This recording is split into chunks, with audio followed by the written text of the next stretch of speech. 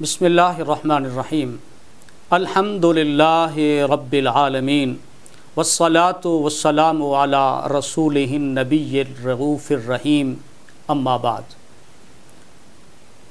Understanding of Quran course کے معزز شرکاء، سامعین و ناظرین کرام، السلام علیکم ورحمۃ اللہ وبرکاتہ۔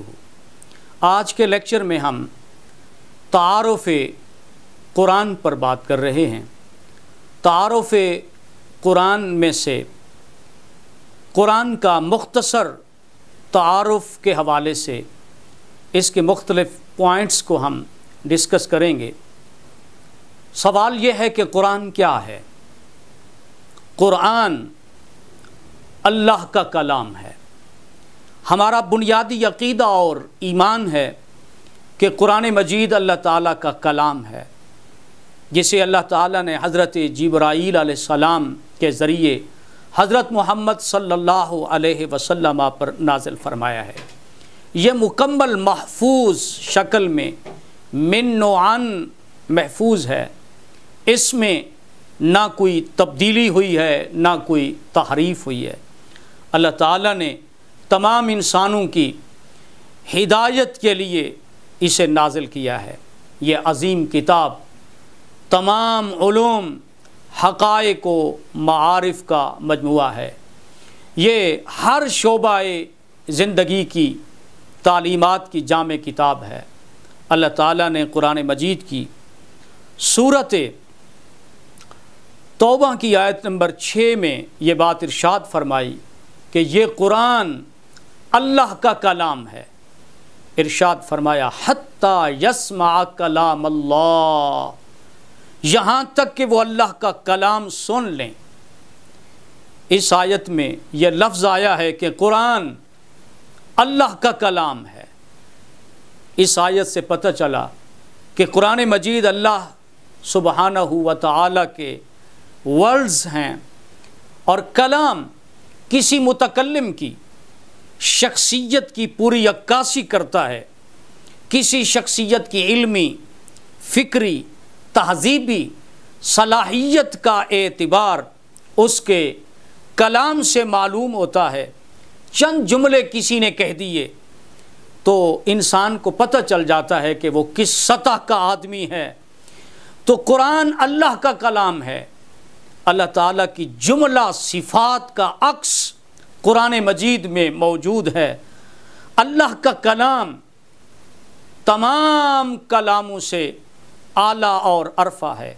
اس لیے مسلمانوں کا ایمان ہے کہ قرآن باللفظ اور بالمعنی اللہ کا کلام ہے۔ یہ من و عن وہی ہے جو اللہ نے نازل فرمایا ہے۔ سورہ یونس کی آیت نمبر 37 میں اللہ تعالیٰ نے ارشاد فرمایا لا ریب فیہ من رب العالمین، اس قرآن کے رب العالمین کی طرف سے ہونے میں کوئی شک نہیں ہے۔ قرآن مجید کو اللہ تعالیٰ نے حضرت جبرائیل علیہ السلام کے ذریعے حضور صلی اللہ علیہ وسلم کے قلب اطہر پر نازل فرمایا ہے۔ سورۃ البقرہ کی آیت نمبر 97 میں اللہ جل مجدہ نے ارشاد فرمایا فَإِنَّهُ نَزَّلَهُ عَلَىٰ قَلْبِكَ، بے شک اس قرآن کو اس نے نازل کیا ہے آپ صلی اللہ علیہ وسلم کے قلب اطہر پر۔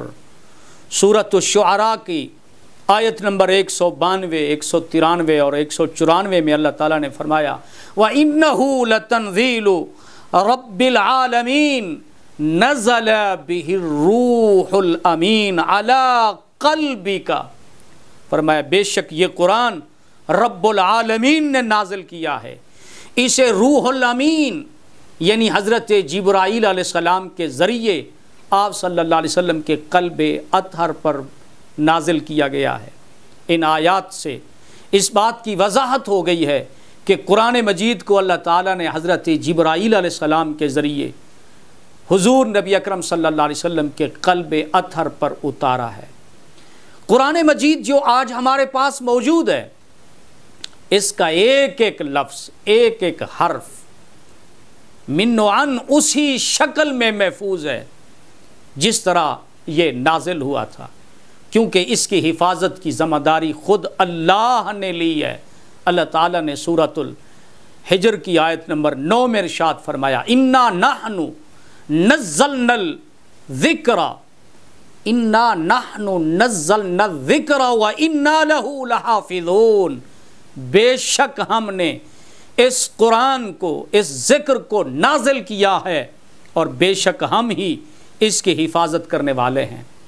سورۃ القیامہ کی آیت نمبر 17 میں اللہ تعالیٰ نے ارشاد فرمایا ان علینا جمعہ وقرآنہ، بے شک اس قرآن کو جمع کرنا آپ کے سینے میں اور اس قرآن کو آپ کی زبان سے پڑھنا بھی ہمارے ذمے ہے۔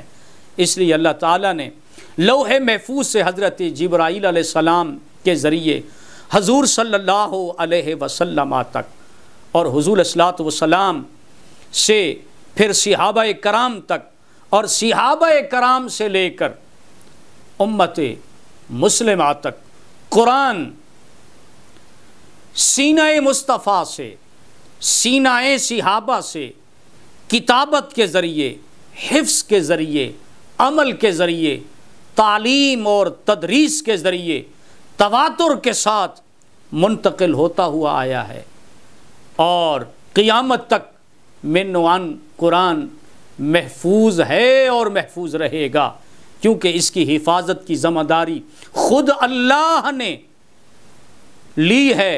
اور جیسے ہی حضور صلی اللہ علیہ وسلم کو یہ قرآن عطا ہوا تھا، قرآن دنیا کی واحد کتاب ہے جو محفوظیت کے اعتبار سے بے عین ہی وہی ہے امت کے پاس جو حضور نبی اکرم صلی اللہ علیہ وسلم سے ہمیں عطا ہوا تھا۔ قرآن مجید کیوں نازل کیا گیا ہے؟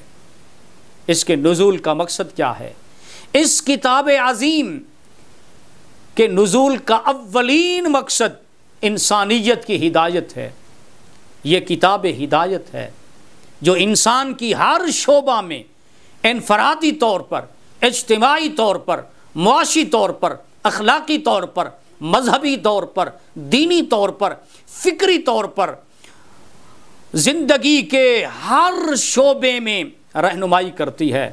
سورۃ البقرہ کی آیت نمبر 2 میں اللہ تعالیٰ نے ارشاد فرمایا ھدی للمتقین، یہ قرآن پرہیزگاروں کے لیے ہدایت ہے۔ سورۃ البقرہ کی آیت نمبر 185 میں فرمایا ھدی للناس، یہ قرآن روئے زمین کے ہر انسان کے لیے ہدایت ہے۔ سورہ بنی اسرائیل کی آیت نمبر 8 میں ارشاد فرمایا ان ھذا القرآن یہدی للتی ہی اقوم، بے شک یہ قرآن سیدھے راستے کی ہدایت دیتا ہے۔ سورۃ الحدید کی آیت نمبر 9 میں ارشاد فرمایا یخرجکم من الظلمات الی النور، قرآن کو اس لیے اتارا ہے تاکہ وہ تمہیں تاریکیوں سے نکال کر نور کی طرف لائے۔ سورہ یوسف کی آیت نمبر 104 میں فرمایا ان هو الا ذکر للعالمین، یہ قرآن نہیں ہے مگر سارے جہانوں کے لیے نصیحت۔ ایک اور مقام پہ فرمایا ھذا بلاغ للناس، یہ قرآن ساری انسانیت کے لیے میسج ہے، پیغام ہے۔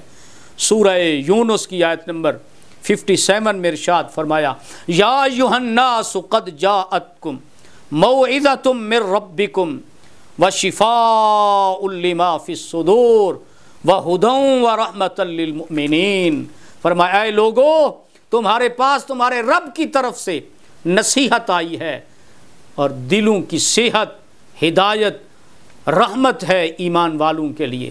تو ان آیات اور بینات سے معلوم ہوتا ہے کہ قرآن کے نزول کا مقصد تمام انسانوں کی ہدایت ہے۔ یہ قرآن پوری روئے زمین کے ہر انسان کے لیے اللہ کا پیغام ہے اور ساری کائنات کے لیے ہدایت ہے۔ یہ قرآن گمراہی کی تاریکی سے نکال کر ہدایت کی روشنی عطا کرتا ہے۔ قرآن مجید یہ عظیم کتاب جملہ علوم و معارف اور حقائق کا مجموعہ اور جامع کتاب ہے، جس میں زندگی کے ہر شعبہ کی ہدایت کی تعلیمات ہیں۔ تمام کتب سماویہ کے علوم و معارف، سابقہ اقوام کی تاریخ اس میں سموئی ہوئی ہے۔ اس میں زندگی کے تمام پہلوؤں کے بارے میں ہدایات موجود ہیں۔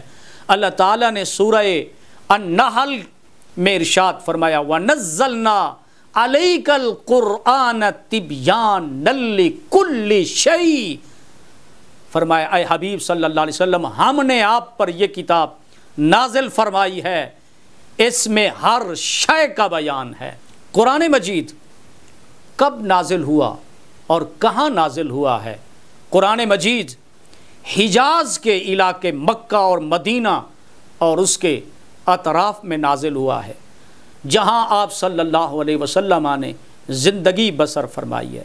حضور نبی اکرم صلی اللہ علیہ وسلم نے آغاز وحی کے بعد پوری زندگی حضور نے حجاز میں گزاری ہے۔ حجاز میں شہر مکہ بھی ہے، شہر مدینہ بھی ہے، حجاز میں طائف بھی ہے، بدر بھی ہے، تبوک بھی ہے۔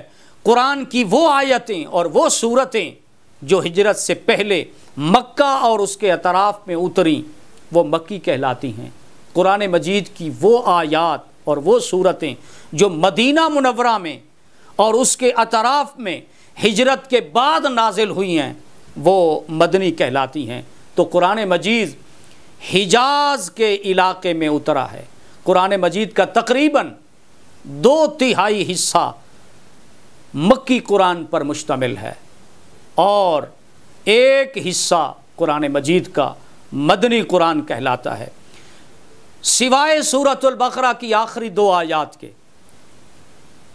باقی سارا قرآن مجید حجاز میں نازل ہوا ہے اور زمین پر نازل ہوا ہے، لیکن سورۃ البقرہ کی آخری جو 2 آیات ہیں انہیں اللہ تعالیٰ نے شب معراج عرش معلہ پر حضور صلی اللہ علیہ وسلم پر نازل فرمائی ہیں۔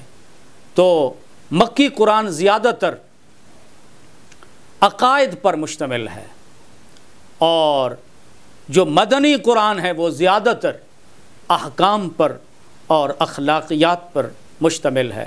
قرآن حکیم جو ہے یہ نبی اکرم صلی اللہ علیہ وسلم کی ذات اقدس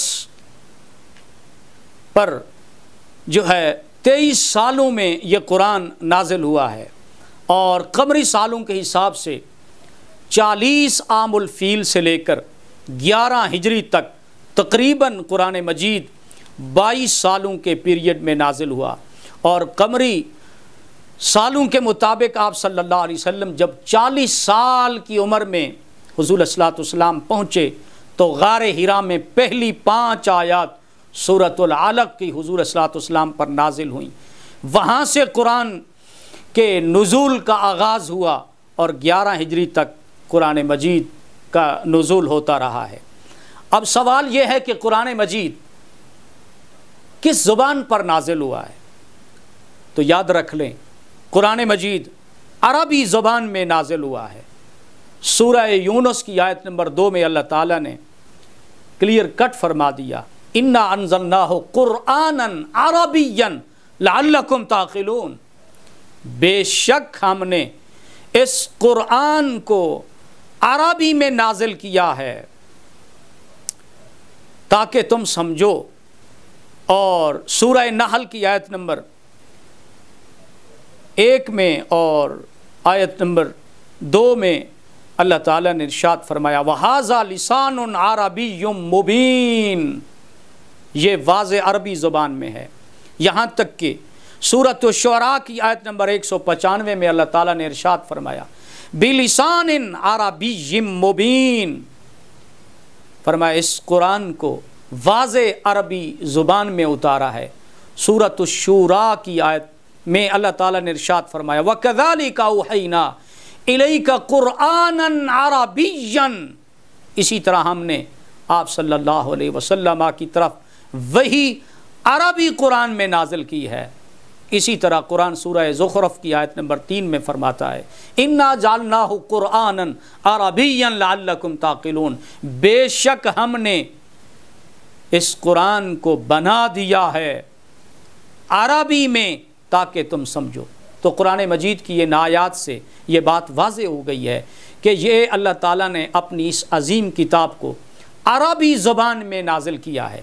کیوں؟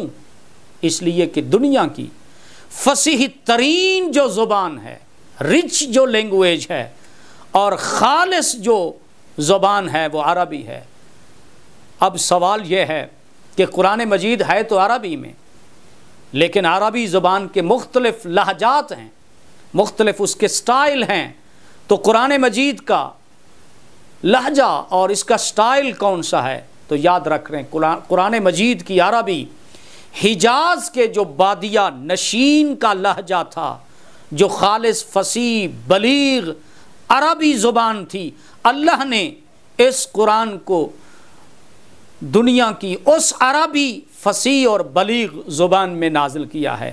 قرآن مجید عربی زبان کی فصاحت اور بلاغت کا عظیم سمندر ہے، اور عربی زبان کی اس وقت بھی اس پورے ورلڈ میں جو چوٹی کی زبان سمجھی جاتی ہے وہ قرآن مجید ہے، اور عربی زبان کی یہ عظیم شاہکار کتاب ہے۔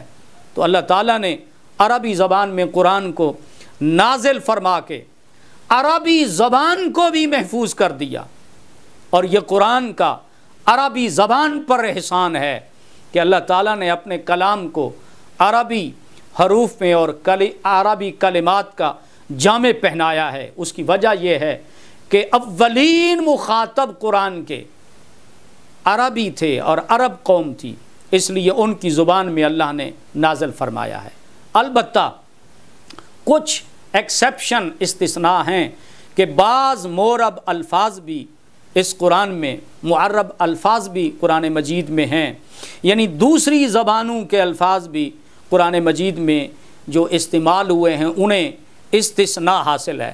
تو قرآن جس زبان میں نازل ہوا تھا آج بھی بعینی ہی اسی زبان میں موجود ہے، لیکن دنیا کی دیگر آسمانی کتابیں جس زبان میں نازل ہوئی تھیں آج تک وہ دنیا میں نہ زبان رہی ہے، نہ جس زبان میں نازل ہوئی ہیں وہ زبان رہی ہے۔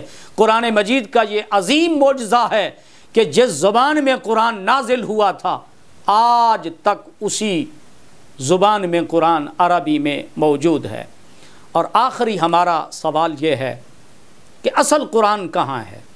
یاد رکھ لیں قرآن مجید اپنی اصلی فارم میں لوح محفوظ میں موجود ہے۔ جس طرح جس ترتیب سے ہمارے پاس قرآن مجید ہے اسی ترتیب سے لوح محفوظ میں بھی ہے۔ یہ جو ہمارے پاس قرآن ہے یہ اس لوح محفوظ والے قرآن کی اتھنٹک کاپی ہے، مصدقہ یہ اس کی کاپی ہے۔ یوں سمجھ لیں کہ یہ اس قرآن جو لوح محفوظ پر ہے، ہارڈ ڈسک وہاں پر ہے، اس کی یہ ایک ہمارے پاس کاپی ہے جو ام الکتاب میں لوح محفوظ میں قرآن موجود ہے۔ قرآن مجید کی مختلف آیات سے ہمیں پتہ چلتا ہے کہ قرآن مجید اللہ کے پاس لوح محفوظ میں اصل قرآن موجود ہے۔ لوح محفوظ کی حقیقت کیا ہے اسے اللہ جانتا ہے یا اس کے رسول صلی اللہ علیہ وسلم جانتے ہیں، لیکن جو ہماری سمجھ میں بات آتی ہے سمجھانے کی غرض سے میں بات کر رہا ہوں۔ یوں سمجھ لیں کہ لوح محفوظ اللہ کا مرکزی ریکارڈ آفس ہے جس میں سب کچھ لکھا ہوا ہے، جسے قرآن ام الکتاب کی ٹرم سے یاد کرتا ہے، جسے قرآن لوح محفوظ میں لکھے جانے کی بات کرتا ہے۔ اللہ تعالیٰ نے ارشاد فرمایا بل ہوا قرآن مجید فی لوح محفوظ، بلکہ وہ قرآن شرف والا لوح محفوظ میں ہے۔ سورہ زخرف کی آیت نمبر 4 میں ارشاد فرمایا وَإِنَّهُ فِي أُمِّ الْكِتَابِ لَدَيْنَا لَعَلِيٌّ حَكِيمٌ، بے شک یہ ام الکتاب میں ہے جو ہمارے پاس بہت بلند بہت حکمت والا ہے۔ سورۃ واقعہ کی آیت نمبر 77 میں اللہ تعالیٰ نے ارشاد فرمایا اِنَّهُ لَقُرْآنٌ کریم فی کتاب مکنون، بے شک یہ عزت والا قرآن محفوظ ہے ایک کتاب میں، لا یمسہ الا المطہرون، اس کو نہیں چھو سکتے مگر جو انتہائی پاکیزہ ہیں، یعنی فرشتے اللہ تعالیٰ کے۔ سورۃ عبسہ وتولیٰ کی آیت نمبر 13 سے لے کر 16 میں ارشاد فرمایا فی صحف مکرمہ مرفوعۃ مطہرہ بأیدی سفرہ کرام بررہ، فرمایا یہ ایسے صحیفوں میں ہے قرآن جو معزز ہیں، نہایت پاکیزہ ہیں، بلند ہیں، اسے کاتبین کے ہاتھوں سے لکھے ہوئے ہیں، ایسے کاتبین جو بزرگ اور نیکوکار ہیں۔ ان آیات سے معلوم ہوتا ہے کہ ہمارے پاس جو قرآن ہے یہ لوح محفوظ والے قرآن کی مصدقہ کاپی ہے، اصل قرآن لوح محفوظ میں موجود ہے۔ اللہ تعالیٰ سے دعا ہے رب کائنات قرآن مجید سے متعلقہ اس نالج کو سننے کے بعد، سمجھنے کے بعد اللہ تعالیٰ قرآن پر ہمارے ایمان کو مضبوط فرمائے اور ہمارے علم میں اللہ اور اضافہ فرمائے، آمین۔ وآخر دعوانا ان الحمد للہ رب العالمین۔